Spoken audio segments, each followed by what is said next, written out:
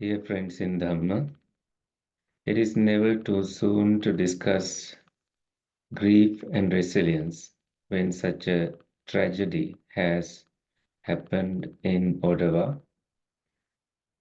a homicide that has shaken the world, those Sri Lankans, all of us living in Canada and North America. I did not want to hear something like this, and our minds respond to it differently. So at times like these, I must say that as a monk, my role is to hold the space and give some support as best as I can, um, and maybe speak about some things that I have learned over the years of dealing with different issues that I have faced in my own life. Let me begin with the word grief. Grief is the measure of the love that you feel toward someone. However much grief that you feel, there is so much love that you feel about the loss that you are dealing with at this moment. And in our journey of life, we all have a backpack that in that backpack we have had fortitude, strength, courage, happiness, joy. These are also important tools that we can use whenever we want any of those. And one of the very, very important tools that you can use at times of tragedy is resilience. Resilience is often widely discussed in many, many places. And if you wondered if the Buddha said anything about it, the Buddha said, Apadasu ko Maharaja Tahamo Veditabbo. In times of tragedy, your resilience can be known. So, what is resilience? Resilience is to move through this experience while your mind is trying to make a story about it, and while the world outside of you is trying to make a story about it. You continuously bounce back with the tools of acceptance, love, forgiveness, strength, courage, and allowing your nervous system to rewire in such a way that you don't fall back. And the strength for resilience comes from these healthy tips that you can develop. These things will be useful in your journey of life as you face any circumstance where you feel that you are falling behind. One of the most important tools of resilience is to connect with healthy individuals. Healthy individuals who are psychologically supportive of your overall well-being will give you positive advice with the right intention to help you walk through the situation that you are dealing with. Whether it is a personal loss or business-related loss, family-related loss, or something that is affecting a community, and a large community, in any of these situations, making sure that you connect with the right individuals will be such a helpful thing that you can do in order to bring the goodness within you. tapping into that goodness is so important, because when you tap into goodness, it wakes up, it rejuvenates your mind, it heals you, and it tells you that I'm okay, I can survive this. I may not know the right thing to do, I may not know to say the right thing, but I don't have to answer to the world. I don't have to answer everyone. I don't have to even answer myself when I am confronted with these questions from my own mind. And the second thing is making sure that you stay hydrated. You drink enough water to support your system running. If your body is struggling, it may create more anxiety.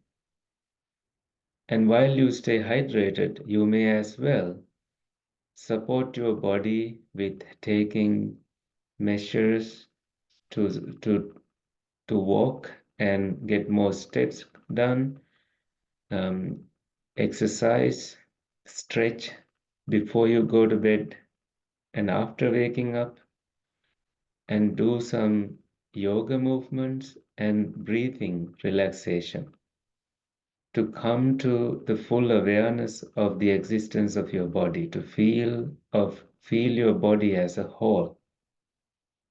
Very important.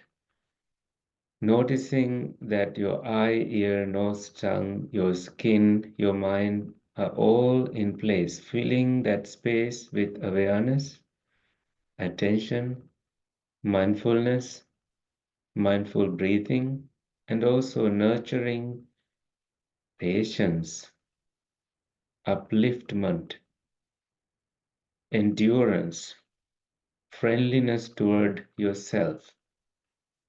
These will be very good tools in your journey of transitioning, transcending beyond this level of grief, the feeling of being stuck, if you are feeling that way. So, in terms of looking from within, having a baseline from within where there is so much support coming from you, you need to get so busy with improving yourself that you have no time to criticize others. This is a very important tool that you can pack in your backpack of the journey of life. You improve yourself so much, you get so busy with that you have no time to criticize anyone else. Wasting time on criticizing others is actually wasting time. In really happy and successful monks and lay people, I have seen this quality that they don't spend time criticizing the faults of others. This is when you say that gossip dies when it lands in the ears of a wise person. Rumors and gossip, they all come your way, but it dies there. There's no need to make it bigger than what it is. Instead, you go back to strengthening your own qualities, self-improvement, happiness, kindness, and also not allowing anyone to step into your boundaries. Even when you are being kind, sometimes you may feel like you are being overused, at which case, approaching someone you can trust that and discussing with them that I feel affected by what is happening now, and would you mind discussing me? Would you mind listening to me, giving me some time to process what I'm dealing with? You may not necessarily seek an answer from that person. You already know the answer. The fact that you are already approaching someone means that you are being overused, at which point you tell yourself, I'm going to set boundaries and I can't do it myself. I will do it with the help of my friend. Whether it involves finances, whether it involves your own time, and or any of these can be limited to healthy, setting healthy boundaries, limited to what you can do and eliminate the rest so that you preserve the energy when you need it the most. Because when you are in trouble, you need to help yourself. When the whole world turns against you, you are the one who gives resilience to you, saying, I have the support I need. This is when your own intelligence begins to serve you. In that, your own intelligence is so strong that it does not shut you down. It keeps you alive. It keeps you healthy. It keeps you telling. It, it tells you to look around, see the sunlight, see that this whole universe is so vast and many billions of other Earths, other planets exist. In that, there are many suns, many moons, many other planets. And when it comes to the Earth, there is this Earth with all these oceans, all these continents, all these countries. And then when it's come to the country where you happen to be living, there are many states, many provinces, many counties, and you narrow it down to see that there are many villages, many townships. In those villages and townships, there is this neighborhood. In this neighborhood, there are these houses. In these houses, to approach them, there are these roads, and then there is my house, and then there is our family, and there is my pets and the support system within the family, and there is me.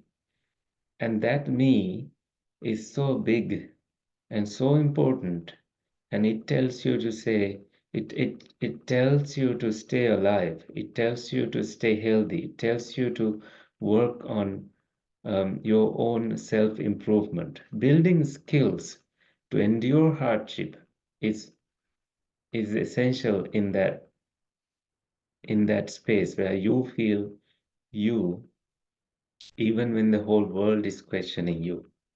So adapting to tough times require the ability to cope with trouble, any event,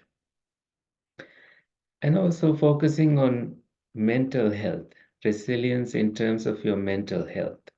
You may feel grief, you may feel anger, you may feel pain, you may feel loss, both physically and psychologically. Allow the neurons to wire together again, and they will, as Donald Hebb said, neurons that fire together, wire together. This is a statement made in 1965, and it's still valid of how our brain responds to how we feel. So it is in that spirit that you look at grief, and what you choose to do with it, what your mind make of it, will be so important to you in the days ahead of you. Getting connected, making sure that every day that you live has a purpose. And by living, you find the answers to the questions that you are facing. And staying hopeful, taking care of yourself, taking action, staying active, all these are tools that helps you build resilience. In neuroscience, they talk about experience-based neuroplasticity, networking your brain based on more experiences, feeding yourself with more experience, and avoiding any anxiety triggers, avoiding any fear triggers, when there is so much of that, taking the time to unplug and reconnect with yourself. But this avoiding does not mean that you have to feel like a failure, but you need to give yourself enough time before you can make a good comeback, stronger. And in that journey, you do what is best for you. Otherwise, people tend to resort to things like eating too much or talking about negative things, spending too much time watching things that are unhealthy, whether it involves horror movies or grief-related movies. This is your mind, your brain may not know any difference between what your mind is doing and how the body needs to respond. So in that, choosing wisely is so essential and so important. So a rock climber named Royal Robbins has said that getting to the top is easy, but the difficult part is the journey. In that journey, making sure that you hold yourself, the grip that you hold yourself is stronger. At times when you do feel like you have enough um, harness holding you to the rock up there, uh, you let go because you know that you are not going to come crashing down to the rocks beneath, because there is that strength of friendship and strength of spiritual life, strength of prayer, strength of sense of community. All of that is holding you so that you don't have to feel like you have to do the whole work. And this too is so important. This is like you lose your grip and then you slip into the masterpiece. This is when you let go and surrender to what is happening. So nobody really can tell you what is exactly going on in your mind, because words can be limiting in circumstances like that. It is then that you do know what you are feeling, but these feelings and emotions don't have explicit language, explicit words. Therefore, trying to express it may get you into more trouble, at which point you say, I'm tired. Let me take a break. Let me talk to you another time. And it's okay to do that. In any of these decisions that you make, you do need to tell yourself that circumstances are difficult to change, but by changing yourself, you change the effect of the circumstances. That you can do anytime. So with that thought in mind,